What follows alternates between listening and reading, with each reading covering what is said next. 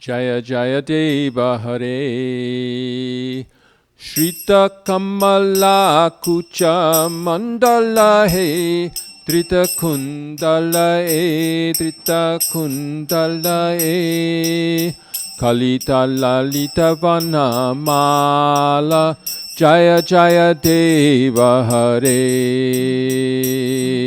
Shrita Kamala Kucha Mandala E Drita Kundala E Kalita Lalita Vana Mala Jaya Jaya Deva Hare Dinamani Mandala Mandanae Bhavakandanae Bhavakandanae Muni Jana Manasa Hangsa Jaya Jaya Deva Hare Dinamani Mandala Mandanae Bhavakandanae Bhavakandanae Muni Jana Manasa Hangsa Jaya Jaya Deva Hare Govinda Hari Gopala Hari Govinda Hari Gopala Hari Govinda Hari Gopala Hari Govinda Hari Gopala Hari Jaya Jaya Deva Hari Jaya Jaya Deva Hari Munijan Diniman I forget Kaliya Vishadara Ganjana E Janaranjana E Janaranjana E Yadukula Nalina Dinesha Jaya Jaya Deva Hare Kaliya Vishadhara Ganjana E Janaranjana E Janaranjana E Jadukula Nalina Dinesha Jaya Jaya Deva Hare Madhumura Naraka Vinashana E Garudasana E Garudasana E Surakula Kelini Dana Jaya Jaya Deva Hare Madhumura Naraka Vinashana E Garudasana E Garudasana E Surakula Kelini Dana Jaya Jaya Deva Hare Amala Kamala Dalalochana E Bhavamochana E Bhavamochana E Tribhuvana Bhuvana Nidhana Jaya Jaya Deva Hare Amala Kamala Dalalochana E Bhavamochana E Bhavamochana E Tribhuvana Bhuvana Nidhana Jaya Jaya Deva Hare Govinda Hari Gopala Hari Govinda Hari Gopala Hari Govinda Hari Gopala Hari Govinda Hari Gopala Hari Jaya Jaya Deva Hari Jaya Jaya Deva Hari Jaya Prabhu Dina Dayala Hari Jaya Prabhu Dina Dayala Hari Janaka Sita Krita Bhushana E Jita Dushana E Jita Dushana E Samara Shamita Dasha Kantha Jaya Jaya Deva Hare Janaka Sita Krita Bhushana Chita Dushana Drita Dusana Samar Samita Dashakanta Jaya Jaya Deva Hare Abhinava Jaladhara Sundara Drita Mandara Shri Mukha Chandra Cakora Jaya Jaya Deva Hare Abhinava Jaladhara Sundara Drita Mandara Shri Mukha Chandra Cakora Jaya Jaya Deva Hare Tava Charanang Pranatavayam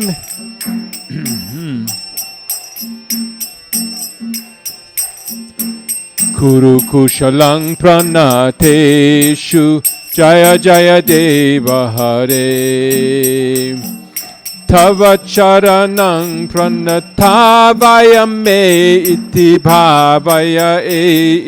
bhavaya Kuru Kushalang Pranateshu Jaya Jaya Deva Hare Sri Jayadeva Kaveridame Kurute Mudame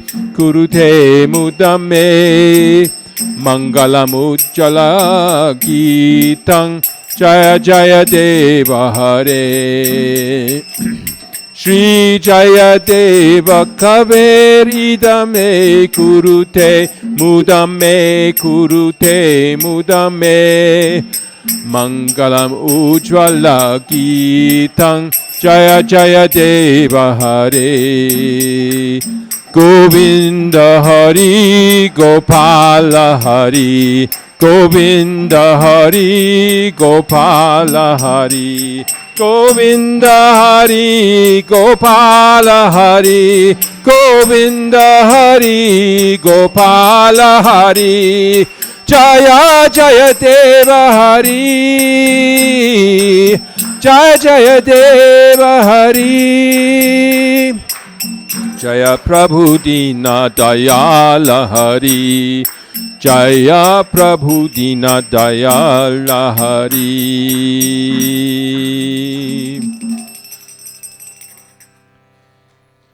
Can each person take one verse and read a translation? Hare Krishna.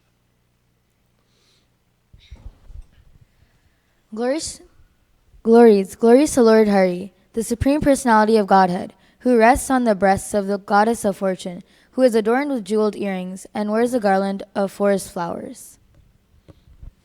The Lord's face shines like the sun globe. He destroys the cycle of birth and death and rests in the lakes of the swan-like saintly persons. Glories to Lord Sri Hari, Supreme Personality of Godhead. O Supreme Personality of Godhead, who destroyed the poisonous serpent, Kaliya, you are the beloved of all the living entities, and the sun in the galaxy of the Yadu dynasty. Glories to Sri Lord Hari. O Supreme Personality of Godhead, destroyer of all the demons, Madhu, Mura, and Narakasura, you are seated on Garuda, and you are the source of joy for all demigods. All glories to Hari. O Supreme Personality of Godhead, your eyes are like spotless lotus petals. You destroy the cycle of birth and death. You are the treasure mine of the three worlds. All glories to Lord Hari. O Supreme Personality of Godhead, in the incarnation of Lord Ramacandra, as the gem of the daughter of Janaka Sita Devi, you were victorious over the demon Dusana, and you defeated the 10-headed demon Ravana in battle. All glories to Lord Hari. O Supreme Personality of Godhead, whose complexion is like a fresh monsoon cloud, who lifted Govardhana Hill, and Srimati Radharani is like a cakora bird who's nourished by drinking the light of your moonlike face. Glories to Lord Hari. Oh. Okay, go ahead. O Supreme Personality of Godhead, we offer by humble obeisances at your lotus feet. Please bestow auspicious to those who offer obeisances to you. Glories, glories to Lord Hari. The poem of Sri Jayadeva brings transcendental happiness to all. This is an ever-effulgent and auspicious song, Mangala gitam. All glories to Lord Sri Hari, the Supreme Personality of Godhead. This song is commonly rendered in the Raga Pahadi. Riksharaj Das rendered this song in Raga Bhairavi in his Reservoir of Pleasure album. We should find the Riksharaj album somewhere. Someone can find it. It's probably on the internet. So, of course, today is Diwali. This also the anniversary of the killing of the Bhaumasura demon Narakasura. So this song recalls that occasion. It seems that this demon, he took some things from Lord Indra, some things that had been bestowed on Lord Indra's brother, Vamanadev, among other things, the earrings of Aditi, the umbrella of Varuna. And so the demigods requested Krishna, while he was present on earth, to go chastise this demon and bring back the stolen articles. And Krishna got on the back of Garuda, and he took Satyabhama along with him. And they went to the kingdom of the Bhaumasura demon. He was the son of the Mother Earth. And his palace was protected by these fortifications. There was a great demon named Mora demon who had 5 heads. And he had arranged for, there was a poison gas, there was like an electrical, there were all different things, a barbed wire fence, and there were all these different, like 5 different kinds of obstacles to get through, to pass, to get into the palace. And Garuda and Lord Krishna just cut through everything. And the Mora demon came out, blazing, like he was so bright and his anger was so furious that he was difficult to look at. And he let out a roaring sound with his mouths, 5 mouths. And he sent a trident at Krishna, but Krishna just took a couple of arrows and he just threw them at the trident. He didn't even put them in his bow. He just, with a trick of his hand, he chopped up the trident with his arrows. And then the Mora demon came at him with a big club. And then with Krishna's club, he broke the Mora demon's club into pieces. So the Mora demon was without weapons. And he started roaring with his 5 mouths. Oh, Krishna had also pierced his mouths with his arrows. But he could still roar like a lion with his 5 mouths and went to attack Krishna with his body without any weapons. And then Krishna just cut off his 5 heads with his disc. They're riding with Garuda. So then the Mora demon's sons came and attacked Krishna, and Krishna defeated them, and finally Bhaumasura came out of his palace to fight, and he had special weapons. He hurled one weapon that could kill, well, Krishna was way up in the sky, like a cloud, and Satyabhama was just sitting there watching everything going on, and he shot a weapon that could kill hundreds of, like a whole army at one time, like a big, like nuclear weapon or something. And Krishna was able to counteract that weapon very easily, and eventually he killed the Bhaumasura. And then Bhaumasura's mother, Mother Earth, remember she had prayed for Krishna to come to earth to relieve the earth of its different demons, but she was the mother of this. This demon wasn't living on earth, he was living up in some part of the celestial, like on one side of Mount Meru somewhere. And she came and she offered prayers to Krishna, and she brought Krishna her grandson, Bhaumasura's son, and she said that I want you to relieve him of his father's sinful qualities and make him your devotee and protect him from the harm that may come because his father was such an terrible demon that attacked you and everything. So Krishna just blessed him, don't worry. He told Mother Earth, don't worry, you'll be protected from all danger. And he went into the palace where this Bhaumasara and Narakasura had kidnapped 16,100 princesses. And then Krishna liberated the princesses, but they all wanted to marry him. They said, who's going to marry us if you don't marry us? And Krishna said, yes, I want to marry you. And made them all very happy. So that's how he married so many wives, and took them back to Dwarka and built them each a palace. Actually, there was 900,000 palaces in Dwarka. But then when they were on their way back, Satyabhama wanted the parijata flower. And Lord Indra said, no, this flower doesn't go to earth, it stays in heaven. You can't have a parijata flower on earth. But Krishna took the whole bush, a living parijata bush. And Indra actually tried to put up a fight with him. And Krishna defeated Indra and came back to earth and let Satyabhama have a parijata tree in her palace. So I thought today I would read something from the pastimes of Lord Ramacandra from Srimad Bhagavatam. And even though in Diwali we're remembering how after he conquered Lanka and left everything in charge of Vibhishana, then he got back on a flower chariot flying through the sky. And as he came back to Ayodhya, then all the devotees lit his way with deepas. And that particular description isn't mentioned here in Srimad Bhagavatam, but it does mention how he was received as he returned into the city. And then I wanted to read a particular part later on from his pastimes about how when he was ruling the kingdom and how he left. So I'd like to read from Canto 9, Chapter 11, text number 18.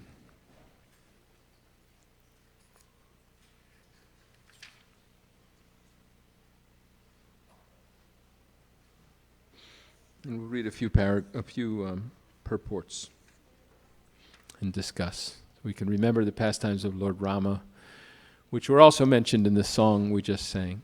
Does anyone have any questions or comments about the song by Jayadeva Goswami? You all know who Jayadeva Goswami was, right?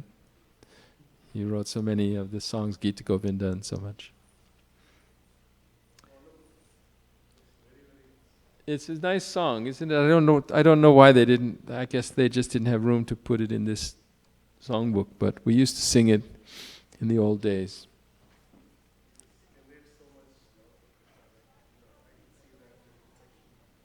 Yeah. And how it brings us happiness to sing about the glories of Krishna. That's really what we're meant to do, is glorify Krishna. Narada Muni says that all the different aspects of cultivation of knowledge, such as austerity and study of the Vedas and offering of sacrifices and giving of charity, the learned persons have concluded that they all culminate in singing glorious songs about Uttama Shloka. Poetry, ultimately poetry. Yes? The title of the song, we always just call it Shrita Kamala, that's the first words, but is there a title up here that, you know the song, right? Yeah, they call it Shrita Kamala. It's official Mangala Gitam. Official name, Mangala Gitam, from Gita Govinda. So, the auspicious song. Okay, do we have text 18?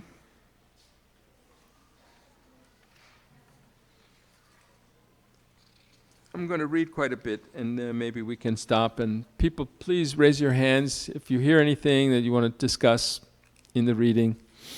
It's from a little later on in the pastimes after Lord Ramacandra has come back and has banished Sita and he's ruling the kingdom.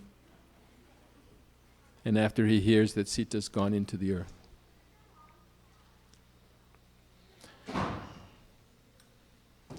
Tata urdvam brahmacharyam dharyan ajuhot prabhu trayodasha. Let's see. Abda sahasram agnihotram akhanditam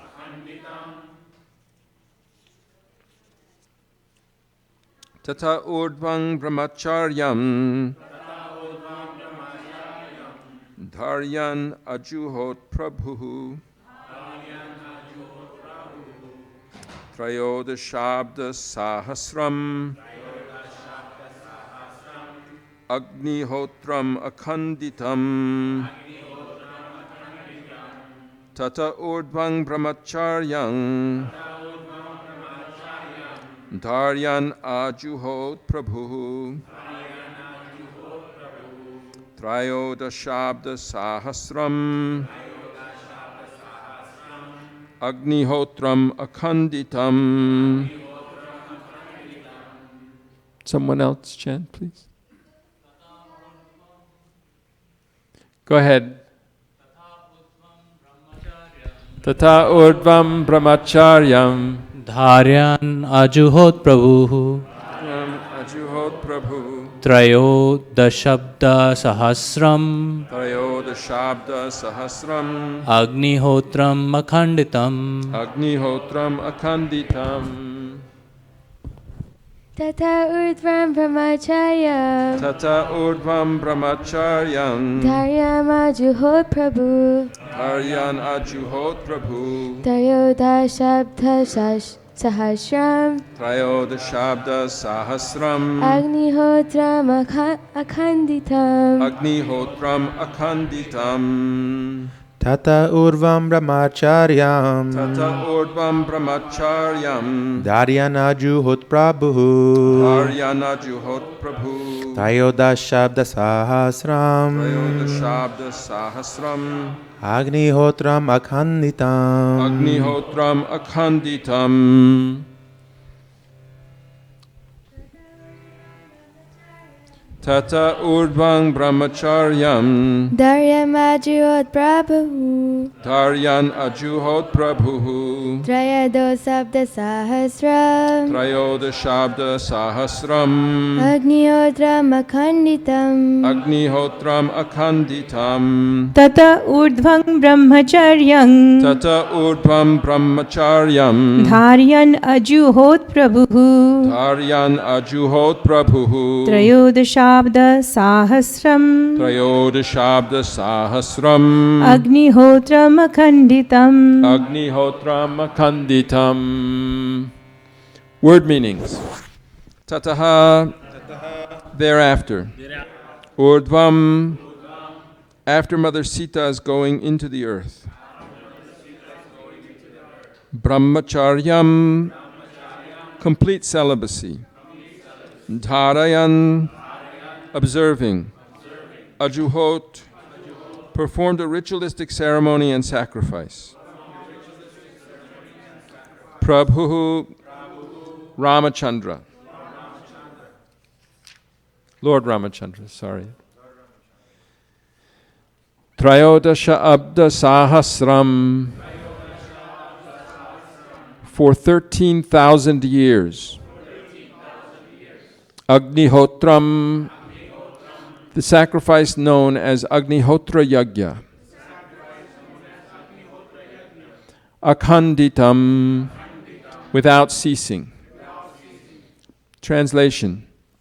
After Mother Sita entered the earth, Lord Ramacandra observed complete celibacy and performed an uninterrupted Agnihotra Yagya for 13,000 years. Smaratang hridi vinyasya vidhang. Okay, let's repeat, please. Smaratam hridi vinyasya vidhang dandaka kantakai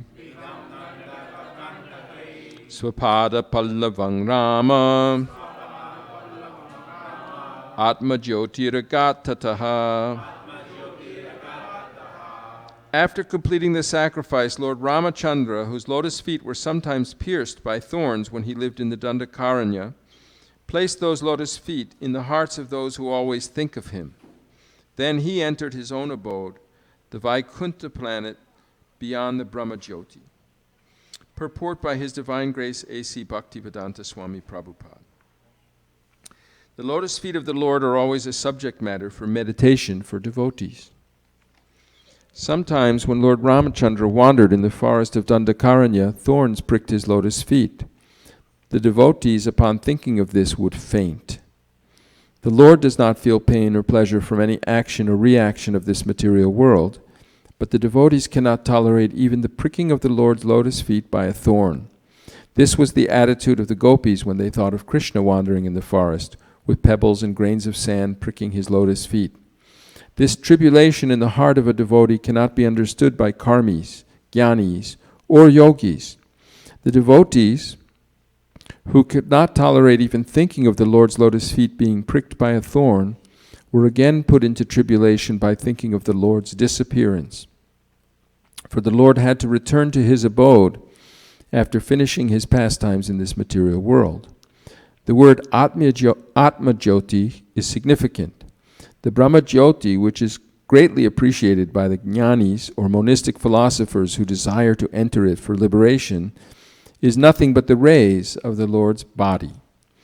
Yasya prabha prabhavato jagadanda koti kotishvashesha vasudhadi vibhuti pinnam tad brahma nishkalamanantamashesha bhutang govindamadi purushang tamahang bhajami. I worship Govinda, the primeval Lord, who is endowed with great power.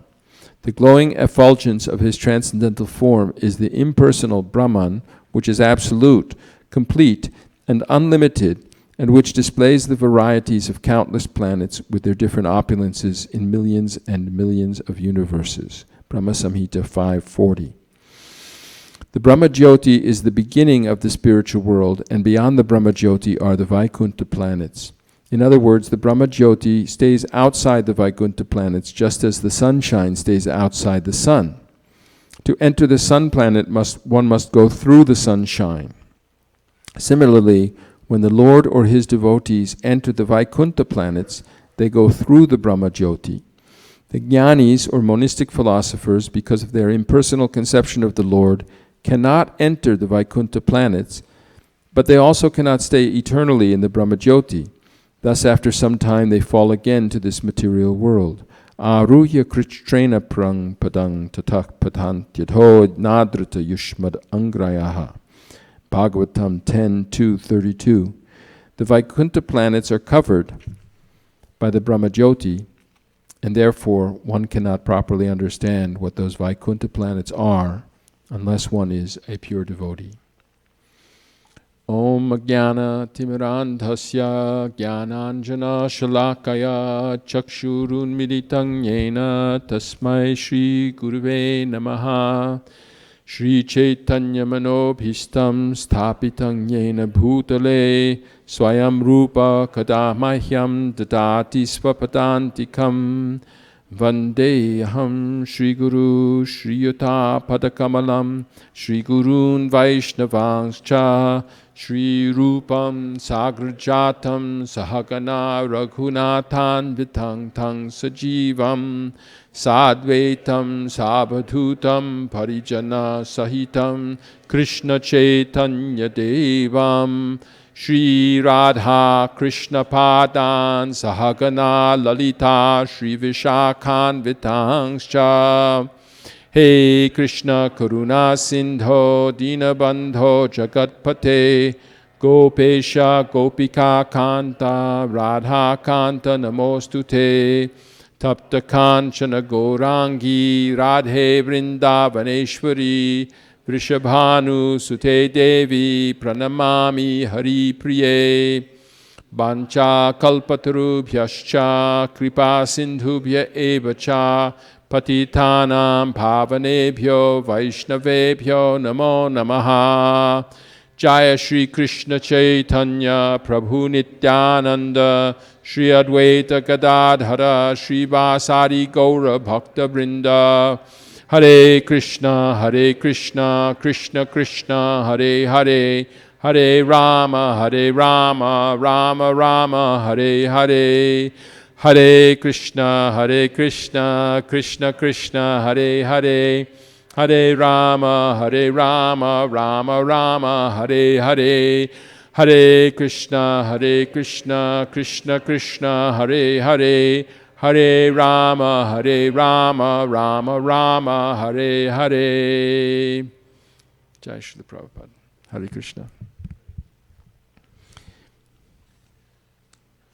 So, one point Srila Prabhupada is making here is that the Vaikuntha planets exist beyond the Brahmajyoti, and that the Jnanis are often attracted to the Brahmajyoti, but because of their incomplete knowledge, at least they're transcendentalists. They know that just chasing after sense gratification in this life is not the all in all.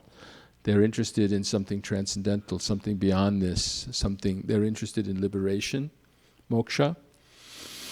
Just like we have,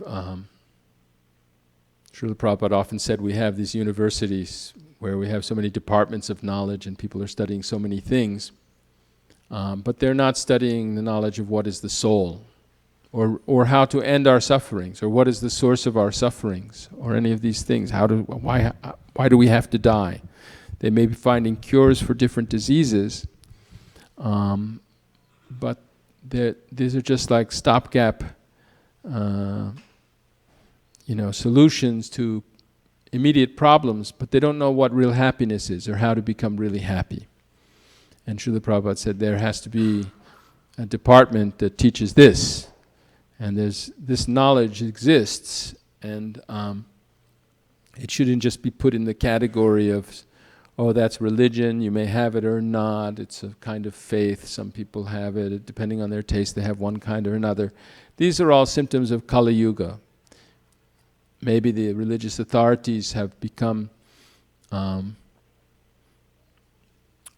sometimes diminished because of this age, and therefore they quarrel with one another because of this age, and people have found that they don't listen so much to their authorities anymore because they think that their authorities can't provide good knowledge. Whereas historically the scientists, which didn't base their knowledge on just hearing from authorities but on empirical research and experimentation and so forth, they came up with some technologies that could solve different practical problems. And they have, over the last few hundred years, inherited the role of the intellectual authorities in the world. But they don't have the proper knowledge that Brahmanas have of what is the soul and what is the body, what is matter and what is spirit, and why are we suffering. When Rupa and Sanatana Goswami met Lord Chaitanya for the first time at Ramakeli, I think it was then that Sanatana Goswami first asked, who am I and why am I suffering? Maybe it was later, maybe it was in Prayag at the Dashashvamedha Ghat. But I remember he asked that, Kiyami. And people think I'm a learned person. He was a great minister, the king couldn't get his business done without the advice of these two brothers. They couldn't collect the taxes or make things work properly without these very intelligent brothers who spoke many different languages, not just Sanskrit and Bengali and Hindi, but also Persian and Arabic and different languages. And they understood the customs and the traditions and religious traditions of the world. But he told Lord Chaitanya, in spite of everyone thinking that I'm such a learned person, I don't even know who I am and why I'm suffering. And this is the important kind of knowledge. So the transcendentalists, they stop becoming foolishly active about how to solve the the temporary problems of, how to get a better standard of food and shelter. And Srila Prabhupada used to say that an animal goes on 4 legs, a dog runs on 4 legs, and a human runs on 4 wheels, but they're running for the same thing, right? Just eating, sleeping, mating, defending. Everybody's doing that, getting some shelter, getting some, taking care of the bodily propensities. But a human can do so much more. A human can do philosophy, and with that philosophy they can actually transcend the samsara, the path of birth and death. Nevertheless, as Narada Muni instructed Vyasadeva, Naishkarmyam ityachyuta bhava varjitam nashobhate jnanam alang niranjanam, that even the freedom from the bondage of karma without a conception of the infallible absolute person actually doesn't look very well. It's not beautiful. For the devotees, they understand that this isn't the end of knowledge. To know what is Brahman, aham brahmasmi, I am Brahman, and Brahman is transcendental to material nature, it's beyond time and space. That's not the end of everything. Therefore Srimad Bhagavatam starts, Janmadyasya yaton vayad itaratas charteshva vigyaswarat. It declares that its theme, its purpose is to also discuss that absolute truth which the Vedantists discuss, atato brahma jigyasa, janmadyasya yataha. But it goes on, vedyo vastavam atra vastu, shivadam tapatrayon mulanam. No, that's the wrong verse. That's Janmadyasya tonvayad iteratas tars vigyaswarat tene brahma hridaya adi kavaye muhyanti yat surayo tejovari mridang yatavinimayo yatra srisargo amrisha tamna svena sada nirashtakuhakam satyang parang timahi. So he's describing the absolute in more detail. It's describing the personality of Godhead, son of Vasudeva. Om Namo Bhagavate Vasudevaya. It starts like that. That the absolute truth is not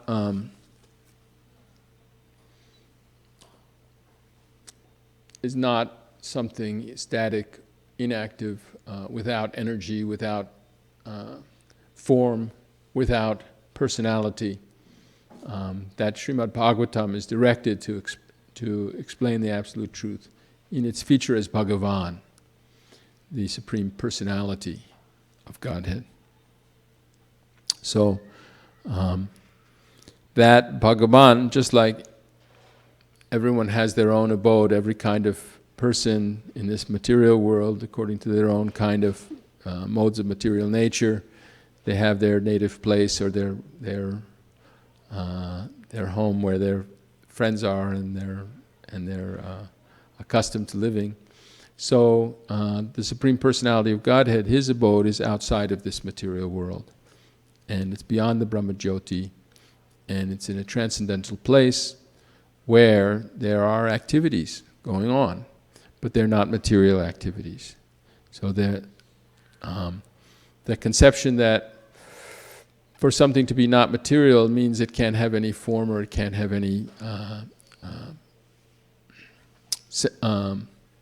perceptible qualities is a mistake. There's actually transcendental form, Satchidananda Vigraha, and there's actually transcendental senses and transcendental qualities. And those are only perceived by the devotees. And Srimad Bhagavatam establishes that and proves that. So that's one thing that Srila Prabhupada is discussing in this purport, that the Lord's abode is beyond the Brahma Jyoti. It's not, and Lord Chaitanya was very strong on this point, that the monists who desire only to merge with impersonal absolute truth and consider themselves to have become God without understanding the distinction between the jiva or the small Brahman and the Param Brahman, the Vibhu, the great Brahman, the Supreme Brahman, that they're making a big mistake. In fact, they're creating an offense to the Para-Brahman, to Lord Krishna, who's a person.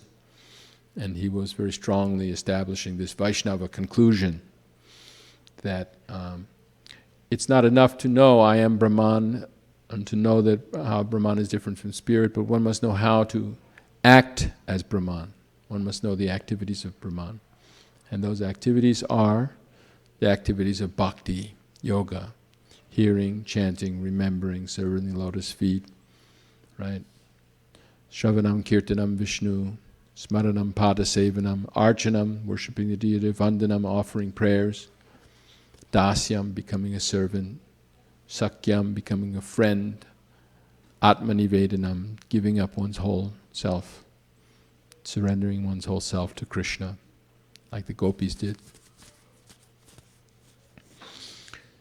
So, any questions or discussions at this point, or anything in this purport? Or I really like the part about how before he went back to his abode, he put his lotus feet in the hearts of all the devotees, because that's where we meditate on his lotus feet, and the devotees are concerned about his very sensitive, fine, refined lotus feet that feel even tiny little things, and the devotees want to massage his feet. Lakshmi is always massaging the feet of Lord Narayan.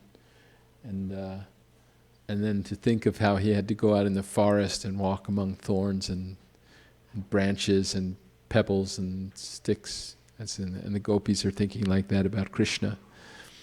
But meditating on his feet in general, the yogis begin, when they meditate on the form of Vishnu, they begin with the lotus feet. And Lord Kapila says that it's good to meditate on the lotus feet for a long time, and that the lotus feet are like thunderbolts that can crush mountains full of sins. So we have to remember we're servants. And we have to, what do? We bow down. We don't try to stand up and see God face to face. We try to bow down to his feet and offer him some service like that. Anyone have a comment or question before we go to the next verse? Yes. So Srila Prabhupada also mentions that the Lord doesn't feel any physical pain or pleasure, and that was like like an eye-opener that suddenly it relates back to how Krishna says that nothing affects me in the Bhagavad Gita. So yeah. I was kind of relating to that.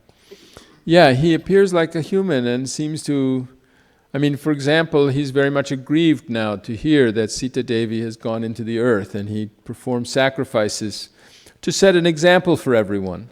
But actually his relationship with Sita Devi is in the platform of eternal bliss. And so that what appears to be the suffering of separation is actually another kind of their way they express their love and experience all the different features of transcendental love.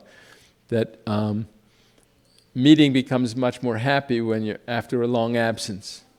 And so because the happiness of the spiritual world is dynamic, it expands itself unlimitedly through periods of separation and meeting, and separation and meeting.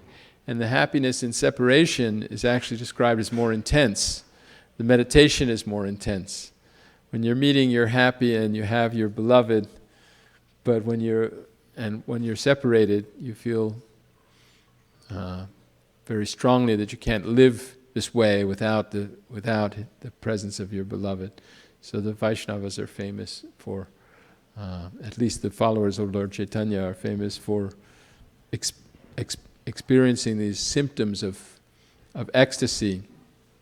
Lord Chaitanya experienced the symptoms of Radharani's ecstasy, Mahabhava symptoms of changing color and having tears shooting out of their eyes and having the hair stand up and all these different teeth chattering and being stunned and unable to move. And so, not that they should be imitated, but these are actual transformations of the body that take place when the devotee is experiencing that actual bhav, spiritual bhav, especially in separation or vipralambha. Can I add one thing? Yes, please. The ultimate of that transformation is displayed by Lord Jagannatha. Like, Lord Chaitanya, yeah. Jagannatha himself, Oh, Jagannath, yes. Himself. Yes. So it's just he withdrew, the arms became short, and then his eyes became big in the pleasure of the transcendental pleasure.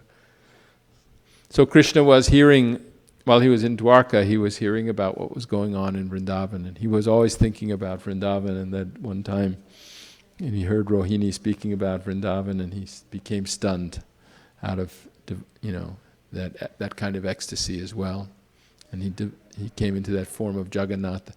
And then Lord Chaitanya came to teach that mood of separation, to show that ultimate level of love that a devotee has for God, and he became the Lord Chaitanya's Ishtadeva. He agreed to live in Jagannath Puri and worship Lord Jagannath as his main deity. Yes.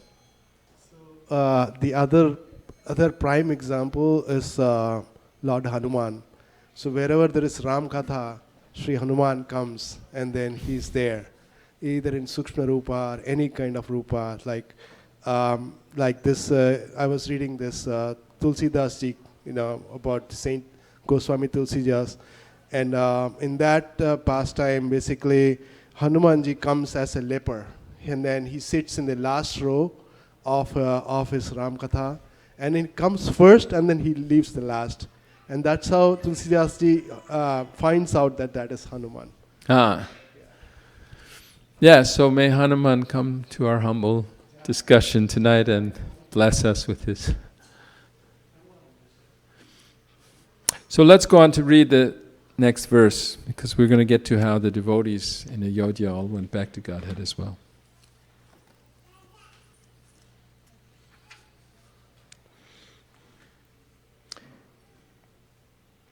Nedang yasho raghupate sura yachnayata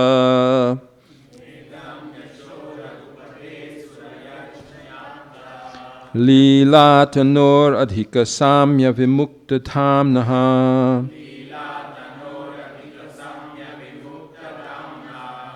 Raksho vadho jaladhi bandhanam ashtrapugahi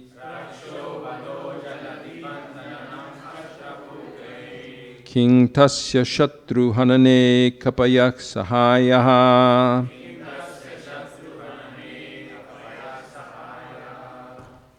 Translation: Lord Ramachandra's reputation for having killed Ravana with showers of arrows at the request of the demigods, and for having built a bridge over the ocean, does not constitute the factual glory of the Supreme Personality of Godhead, Lord Ramachandra, whose spiritual body is always engaged in various pastimes.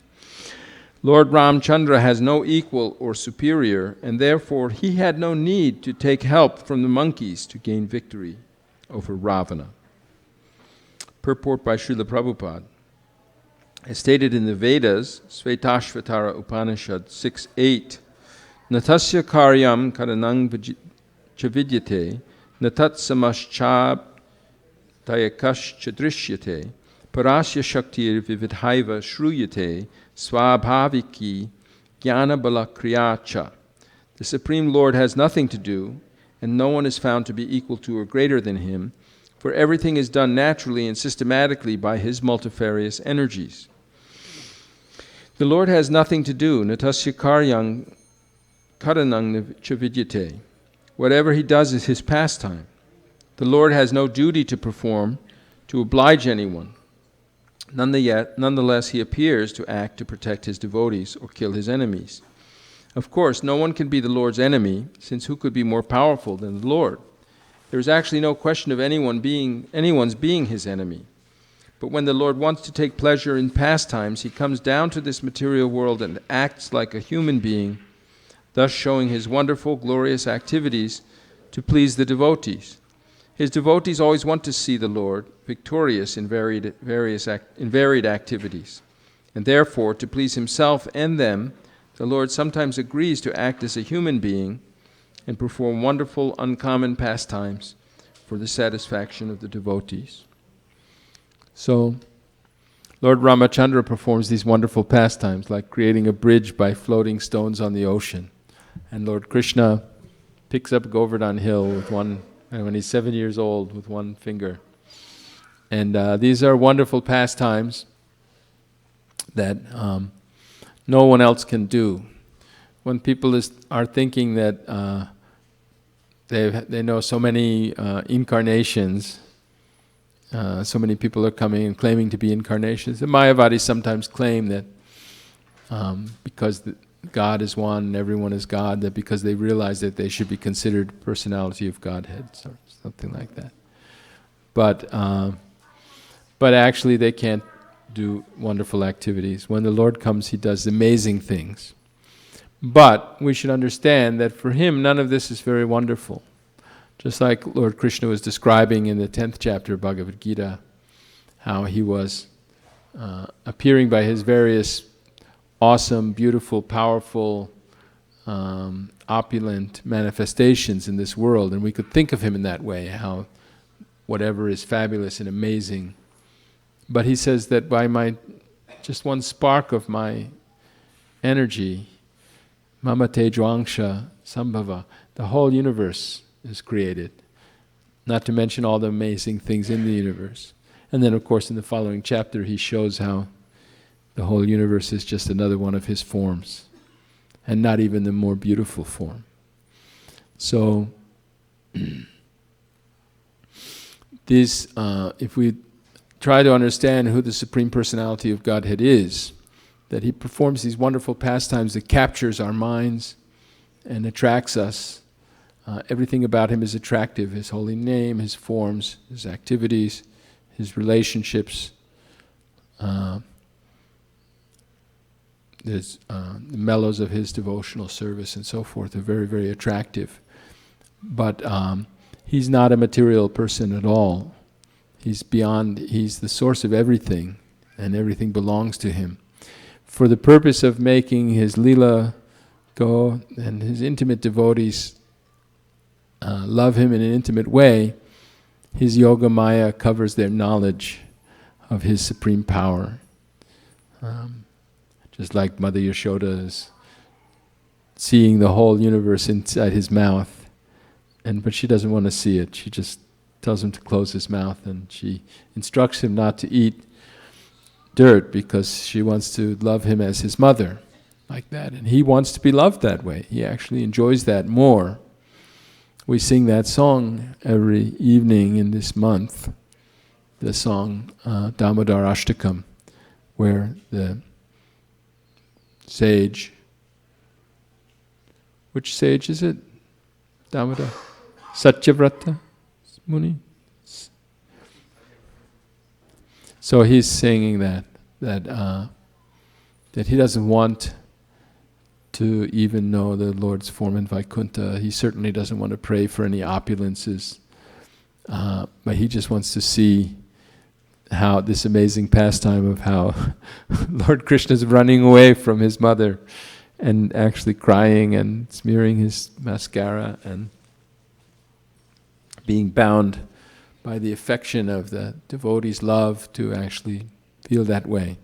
One time, the gopis were feeling separation from Krishna, and he appeared before them as Narayana, and they only wanted to see Krishna. In fact, Radharani's love was so strong that he couldn't even remain as Narayana. He had to change back into Krishna.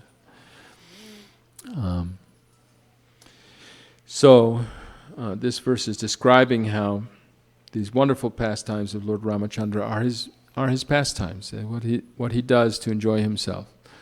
Krishna says in the 3rd chapter of Bhagavad Gita, Name partasti kartavyam trishu lokeshu kinchana nanavaptam avaptavyam varta eva chakarmani. He says that even though I don't have to do anything, I don't have any obligation, I don't have any mission to fulfill, I didn't come here because of my past karma, and I don't have any particular duty to anyone. But nevertheless, I do perform activities, and I set a good example. Especially when he came as Lord Rama, he set a perfect example of an ideal human being, an ideal king. And he set the example of taking only one wife. You know, it was the case that people took other wives. His father, Dasharatha, took other wives, but it got him into some trouble. But Lord Rama, he only took one wife. And when he was kidnapped, he didn't just go marry some other wife. He actually went through all this. Of course, for him it was simple, but he made it, you know, for us to become attracted. He had to go make the alliances with the monkeys and build an army and go and build a bridge and go kill Ravana. But he could have killed Ravana. Sita could have just killed Ravana like that. But this is how he's pleasing himself, and he's also pleasing the devotees, who giving us something to meditate on, some wonderful...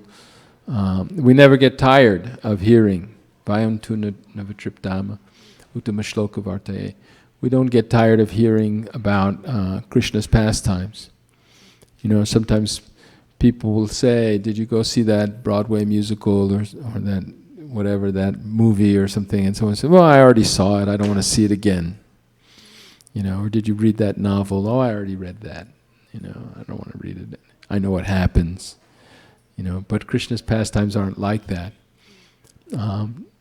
King Parikshit is so amazed hearing Shukadeva Goswami speak that in the beginning of the 10th canto, right when he speaks and reveals Krishna's pastimes, Shukadeva, King Parikshit says, Nivrittatar Shaya Rupagiya Mana Bhavo Chadas Shrotra. What is it? You said 10.1.4. So he says that who could refuse to hear these wonderful stories told by a person who is completely free from material contamination? Go ahead. Nivrittatarshaya rupagiyamanad Nivrittatarshaya rupagiyamanad Bhavashato chotra manobhiramat Bhavoshatach chotra manobhiramat Ka uttama shloka gunanuvadhat Ka uttama shloka gunanuvadat Puman virajyeta vina pashuknat Puman virajyeta vina pashugnat. Translation. Glorification of the Supreme Personality of Godhead is performed in the Parampara system, that is, it is conveyed from the spiritual master to the disciple.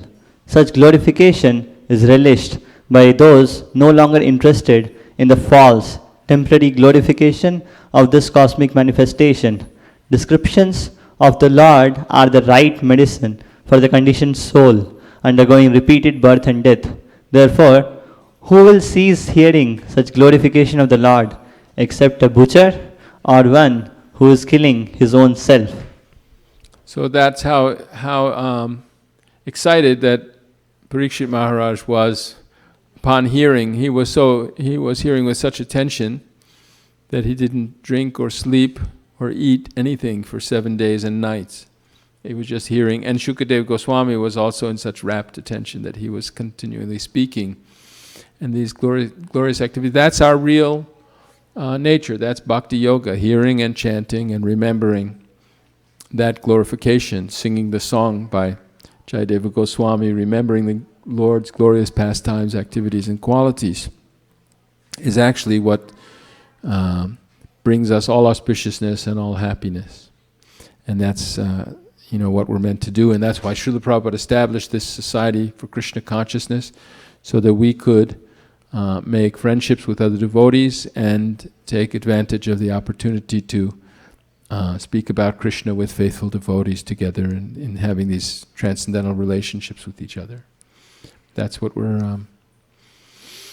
just like, think about it, people, first of all, they have the hard struggle for existence, right? There's the material elements. You need to make things more comfortable for your life so that you don't catch cold and die. You have to have a house, you have to have a have enough food to eat, maybe put in some crops and put in some whatever, do something. But then when you've got it all, like Prabhupada would say, a billionaire, what can he still eat for breakfast? He has 2 chapatis, whatever, 2 pieces of toast. How much more can he eat than anybody else, And what they finally do is they made all this money to relax. They put a movie theater in their house, and then they have to watch some mundane movies that are mostly just about people fighting with each other or people falling in love, and then, whatever they are, spies and war movies or, the different kinds of things or dramas. But they're not satisfying. I remember my grandfather was dying. He was doing dialysis, and he had an aneurysm that they had to operate on. He didn't survive the operation, and I would take him every day to, he had to get his blood purified outside his body in a machine because his kidneys weren't working, and so he'd have to sit there, and he was saying, "Oh, just let nature take its course. I don't even want the operation." He didn't relish living anymore. He was an atheist. He told me that when you die, that's it. There's no more consciousness. You're just, And he was kind of looking forward to that. And I said, well, they have you here in the hospital. They have all these channels on TV, and you can watch any movie you want. And he said, I don't want any. I've seen the movies, and they don't give me any pleasure anymore. But he didn't know how to relish the pastimes of Krishna. If he could have seen that would. What do we really need to do? That we've invented all these art forms like literature and dramas, plays, musical performances, and dance performances to try to elevate our mind, our consciousness, or satisfy our mind. And that's ultimately, in Bhakti Yoga, we can do that. Lord Chaitanya brought us a process of spiritual realization that's just about singing and dancing. But it's the right singing and the right dancing. It's not just glorifying the activities of animals, eating, sleeping, and mating and defending. So many movies are just people shooting at each other, right? The action movies. They're fighting, eating, sleeping, mating, and fighting. So they're falling in love, But it's not satisfying. Whereas glorifying Lord Rama, this is very, very satisfying for those who've developed the ability to relish these pastimes. And to do that, we have to control our senses a little bit and avoid getting entangled in, bad habits that just attach us to, material consciousness, lower consciousness. So let's go on.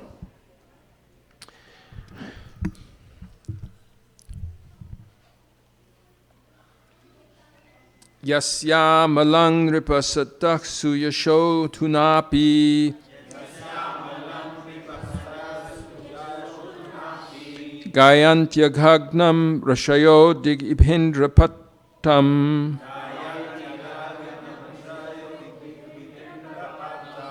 Tangna kapala vasupala kirita jushta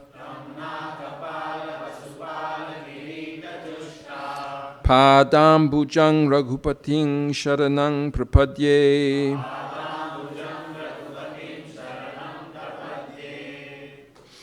Lord Ramachandra's spotless name and fame, which vanquish all sinful reactions, are celebrated in all directions, like the ornamental cloth of the victorious elephant that conquers all directions. Great saintly persons like Markandeya Rishi still glorify his characteristics in the assemblies of great emperors like Maharaj Yudhishthira. Similarly, all the saintly kings and all the demigods, including Lord Shiva and Lord Brahma, worship the Lord by bowing down with their helmets. Let me offer my obeisances unto his lotus feet.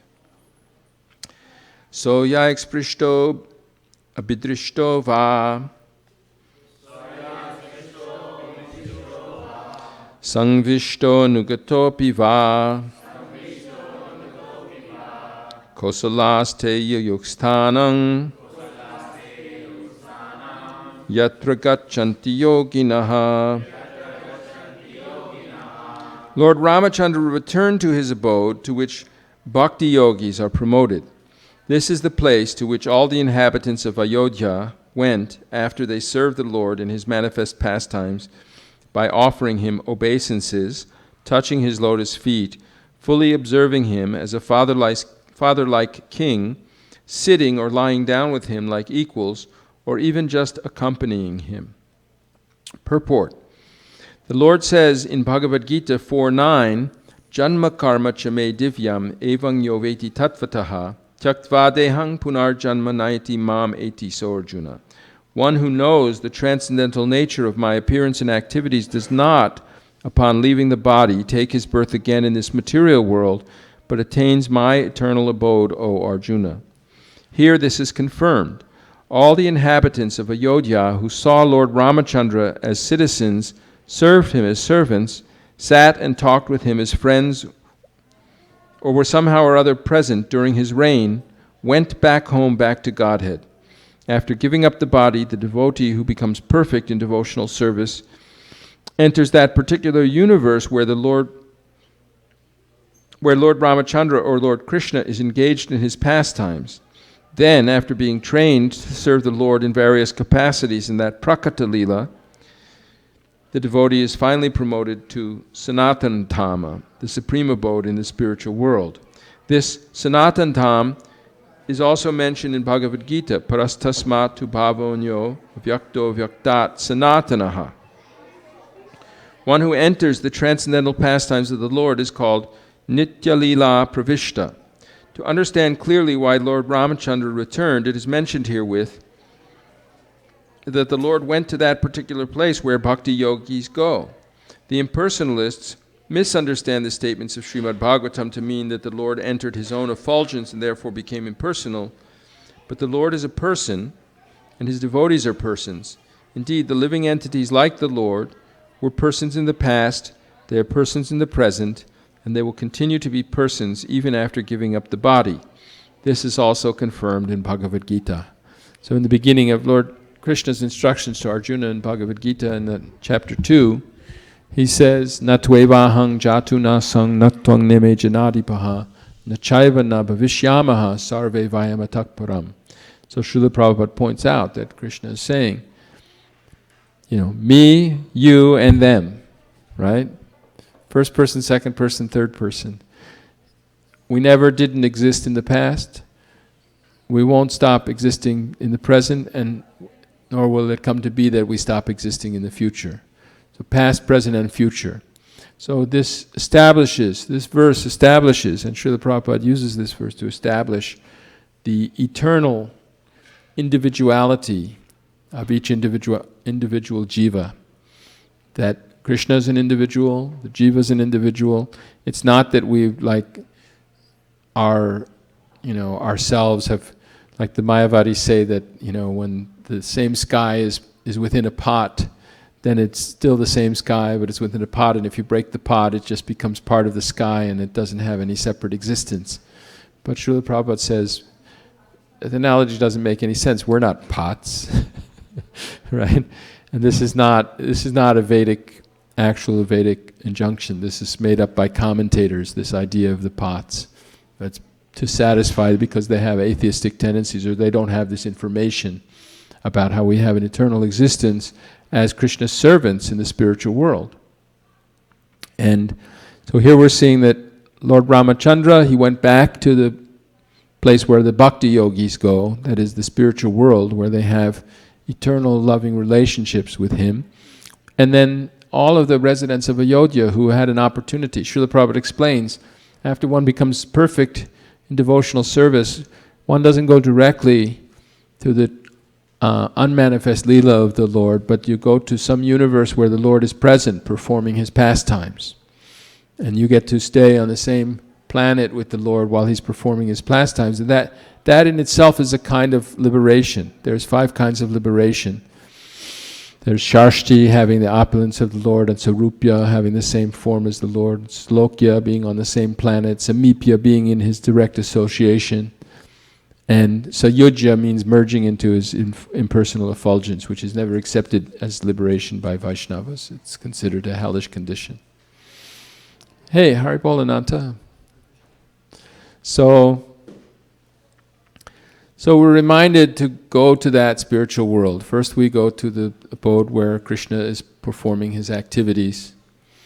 And then when we perfect our relationship with him even a little more, then we can actually enter into his Leela. We won't stand out there. We'll know the etiquette of how to treat everyone and how to live in that transcendental. We have to understand Janma karma chame divyam. We understand this not just by philosophically reasoning about it, but actually experiencing how our lives in devotional service are also transcendental. And we have to move toward that abode which is self-effulgent, right? Tamasir mam jyotirgama. We have to go to the light of that spiritual world where Krishna says, na tad bhasyate suryo na shashanko na pavakaha. There's no need for the sun or the moon or fire there, electric lighting or anything like that. That everything is transcendently bright already because that's the nature of spirit. This material darkness is because we're covered by these layers of the universe of earth, fire, water, air, and so forth. And so we only get some light from the sun. But the spiritual world, there's no need of sun there or moon or any other bright body. That everything is self-effulgent and everything is eternal, and there's no actual distress there. There's no old age and disease and death and the other things that trouble us because we're trying. We have this false conception of what our happiness should be, and our real happiness comes from glorifying Krishna's qualities, Lord Ramacandra's wonderful qualities and pastimes, and he wants us to have that happiness. And it comes as Lord Chaitanya, and he teaches us that just by chanting this Hare Krishna mantra, Hare Krishna, Krishna Krishna, Hare Hare, Hare Rama, Rama Rama, Hare Hare. That just by chanting this mantra we can attain that perfection and that love of Krishna. And there's even one of these purports in this same chapter somewhere, I think a little bit earlier. Srila Prabhupada says that this chanting is so nice. Even if you have some bad habits, you can't give up all your bad habits right away. If you keep chanting, you'll be able to give up your bad habits. Srila Prabhupada explains that. So he was just the mission, the spokesperson or the missionary of this chanting of Hare Krishna. He's just telling us all, just chant Hare Krishna, everything will become better about your life if you chant Hare Krishna. And you'll also attain an actual perfect life. That's possible. You know, there's the common saying is in English is nobody's perfect. But actually that's not correct. We can become perfect by chanting Hare Krishna. We can actually perceive what perfection is, not just a matter of belief in some doctrine or becoming a member of some faith, but actually by directly perceiving it. Just like Srila Prabhupada said, when you feed a hungry man, you don't have to tell him how he's becoming satisfied by eating. And similarly, when you're chanting Hare Krishna and surrendering to Krishna, you can actually experience bliss and spiritual knowledge and detachment from material enjoyment. Hare Krishna. So now we have about 10-15 minutes to talk among ourselves and discuss comments and questions, takeaways, anything that anybody heard or wanted to elaborate more on.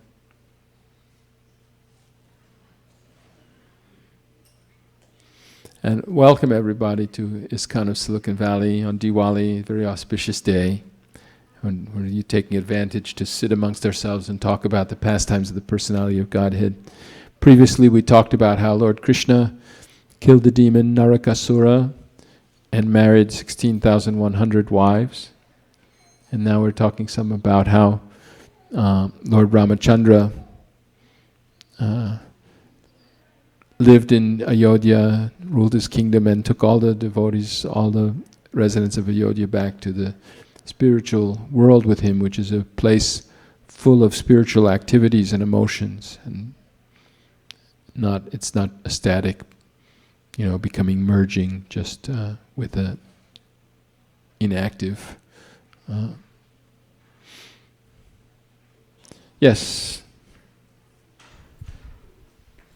Prabhuji, thank you for the nice talk. Actually, it was a lot of good points. One of the points which I liked was you quoted 2:1-2, that in which Krishna says that never was there a time these kings didn't exist, and never was there a time I didn't exist. So you quoted this verse for proving that Lord is a person, and even even we are persons actually. So there are many eternally. Eternally. And then there are many references wherein we can prove from Bhagavad Gita that the Lord is a person. But then I was thinking, but this particular reference tells us, okay, we are also persons. And then actually there is individuality among everyone actually. Everyone is individual. So thank you for bringing that up actually. Yeah, Srila Prabhupada preached on that point a lot. I don't know whether it's something that common that all the acharyas have been speaking, or whether this was something that Srila Prabhupada especially contributed. But I haven't heard the argument from others. Of course, Srila Prabhupada told us that I'm just giving you what I've heard from my spiritual master exactly without changing anything. But he still emphasized this point that we are eternal individuals. All of us are eternally individuals, and Krishna is also eternally an individual, and that in the spiritual world it's not that we stop our individuality. Our acharyas do say that it's like when a flock of green parrots enter into a green tree, they seem to merge with the tree, but they actually remain individual parrots in the green tree. And similarly, when we enter into spiritual kingdom, we also remember everything is Brahman, we're Brahman, and there's no distinctions in Brahman, but at the same time there's a kind of distinctions. So that's inconceivable how something is non-different and at the same time different. That's Lord Chaitanya's slogan of his Vedanta philosophy, Achintya Bheda Bheda Tattva.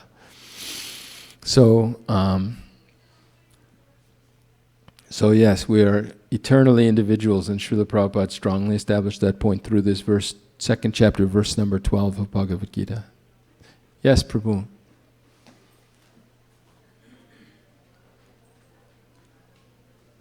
Prabhu, on a slightly different topic, I wanted to seek your guidance on drawing the balance between work and spiritual life. I think many of us grow up putting a lot of emphasis on work, and that many times interferes with the devotional practice.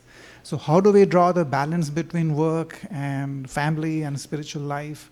Would like to seek some of your guidance on that. Well, it's a good question, and I can tell you from my own experience that when I joined the Hare Krishna movement, a lot of us, we just moved into ashrams. I was trying to be a brahmachari. I had been raised in the West, and we didn't have that balance. I met Prabhupada, and I didn't care whether I would ever have any money or ever have a good career or anything like that. I just was going out we were all together doing that, all the devotees. But that's not sustainable. And Krishna doesn't ask Arjuna to become a sannyasi in Bhagavad Gita. He tells him to conquer and rule a prosperous kingdom, because that's his nature, and that's what Krishna has something he wants him to do. And also he doesn't want us to all, particularly in the 3rd chapter, Arjuna asked Krishna, well, if it's true that we're spiritual and that intelligent person doesn't try to satisfy material desires, then why do you want me to fight this war? And Krishna said that there are people who are actually completely free, like Krishna himself, Name partasti kartavyam, that we were saying here. He doesn't have to do anything. Lord Rama doesn't have to come, and if he wanted to kill Ravana, he could just send any demigod to go kill Ravana if he wanted to. He doesn't have to do it himself, but he does it for his own pleasure, for his own pastimes, and also for us to remember him. So Krishna says that the person who's really free, they still should set a good example for others, not just that everybody immediately becomes a sannyasi, because he's saying most people are not purified enough to to live that kind of way as a, externally as a person in the renounced order. And so he doesn't tell Arjuna, he says that people who prematurely renounce, but while they're still thinking of enjoying their senses, they're a disturbance, they're pretenders, he says. And they shouldn't do that, but it's better to regulate your senses by accepting the principles of religious life, like at least you should get married and have children, have a family. Don't go out becoming a woman hunter, And there are principles of life. So how to balance is, Krishna says, Yat karoshi, yat ashnashi, yat juhoshi dadasi, yat tapasyasi konteya, tat kurushva madarpanam. The principles of life are that we should give some charity, we should give some, perform some sacrifice, we should cultivate spiritual knowledge, we should do all those things. These are principles of religious life. And society is set up in such a way that we can contribute to our society, to our family, to our nation, and in different ways. But also we should find a way to offer everything to Krishna. That's what he says. Tat kurushva mada arpanam. Make it an offering to me, what you eat. For example, devotees offer their food, and it's a very easy habit to get into, and it's a very, very beneficial habit. Krishna says in chapter 3 again, that those who prepare the food and eat it just for their own satisfaction without offering it to Krishna, they're eating sin, actually. But those who eat the remnants of sacrifice, in chapter 4, he says that they proceed to the transcendental destination. That there's a cycle in the world of how the world is supposed to work. This is, well known throughout the Vedas. So Krishna says he gave various sacrifices along with the creation of the world. The Lord of all beings gave sacrifices, and the humans satisfy the demigods by performing sacrifices, and the demigods also satisfy the humans. They're interdependent, actually. It's not like they're just on a higher plane, and they actually require sacrifices from us. Of course, they're satisfied if we sacrifice Krishna. If we sacrifice for Krishna, they're satisfied by that sacrifice too. But just like by watering the root of the tree, it satisfies all the leaves and branches. So to balance our lives, what we have to do is, yes, we have to perform our duty, we have to take care of our families, we have to take care of our parents, our elderly parents, our children, our wives, and so forth, perform our profession, earn a living, but we should take some of that money that we're earning to support the Sankirtan movement. In the age of Kali, the sacrifice that is prescribed for us to do, we can't any longer go have these huge, filled baseball stadiums full of, and have these different types of brahmanas offering things into the fire and then have the demigods come and things like that. But we can't do that anymore in this age. We're not wealthy enough to do that. But it's even better. There's a special benediction for this age, that if we can organize that people can go, and they could do this, go to a stadium and have a Harinam Kirtan, a big Kirtan in the stadium. That's just like they go and they see the Rolling Stones or the, Lizzo or somebody, right, doing a performance on a stage. But if they come and they see pure devotees chanting the holy names and they call in responsive chanting, or sometimes Christians do, they come and they sing hallelujah and whatever they're praising. That's very beneficial. So we should help this Sankirtan movement, and Srila Prabhupada's guru told him to publish books and distribute these books. If someone comes and hears a lecture, they hear something and then they'd go away. They may be inspired while they're there, but then they very quickly forget. But if they can make it a habit of reading these books, so that's part of it. You can find in your day some time to chant Hare Krishna mantra. It takes to chant one round, it takes, 7 minutes or something like that. So you chant as many rounds as you can, but make a steady goal to not chant below that many rounds. And hopefully you can chant up to 16 rounds. The minimum. The Lord Chaitanya wouldn't eat at the home of one who didn't chant 64 rounds a day. And that was the standard for sannyasis that Srila Prabhupada Bhaktisiddhanta established in Gaudiya Math, 64 rounds every day. But for the householders, they could chant less. And Srila Prabhupada, when he was a householder, he would chant 4 after waking up, and like 4, I don't remember, but like 4 after breakfast and 4 after lunch and 4 before bed or something, and he would have so you chant for half an hour 4 times a day. What? The Muslims are chanting 5 times a day, namaz, so that couldn't be too hard. That's not too big of a thing to chant 16 rounds. And if you chant 16 rounds, we have Prabhupada's guarantee, and it's ironclad, that your life will become so much wonderful if you can just chant 16 rounds a day. But if you can't, if you need some balance, and that seems like a lot of time because of your mind is engaged in other things and you don't have so much of a taste or whatever, chant 4 every day or 2 every day until you can become steady at that and then progress.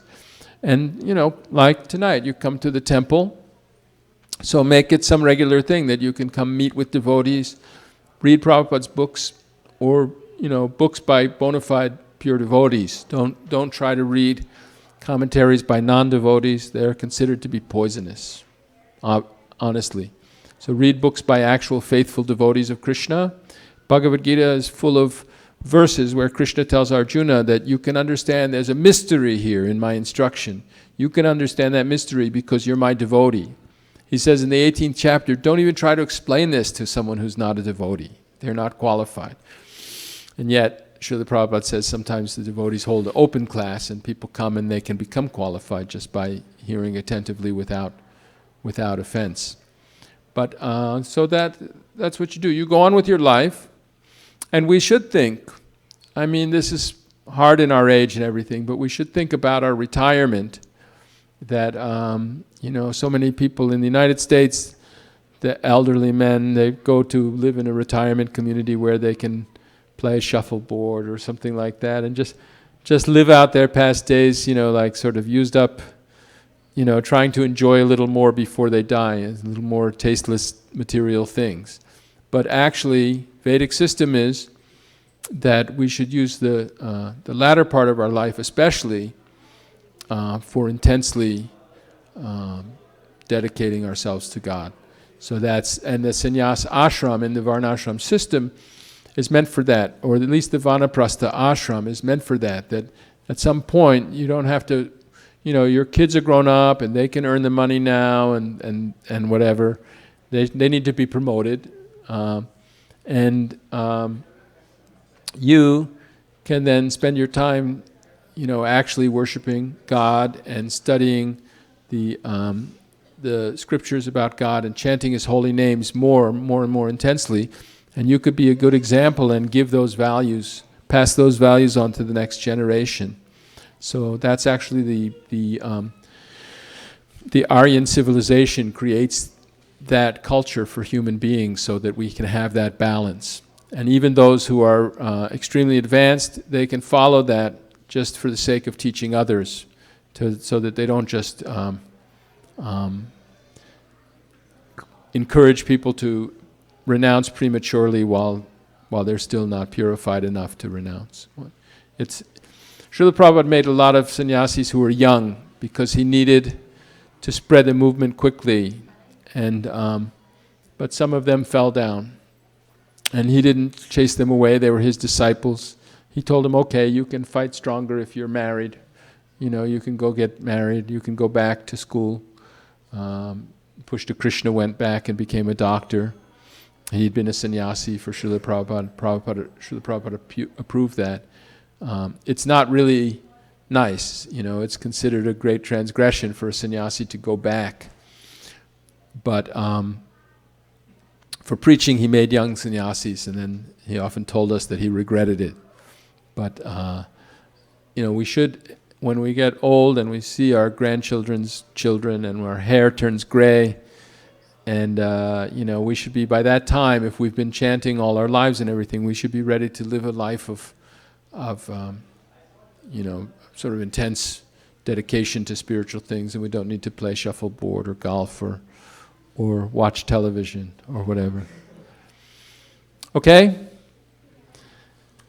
Grantaraj Srimad Bhagavatam Ki Jai. Happy Diwali, everyone. Hare Krishna.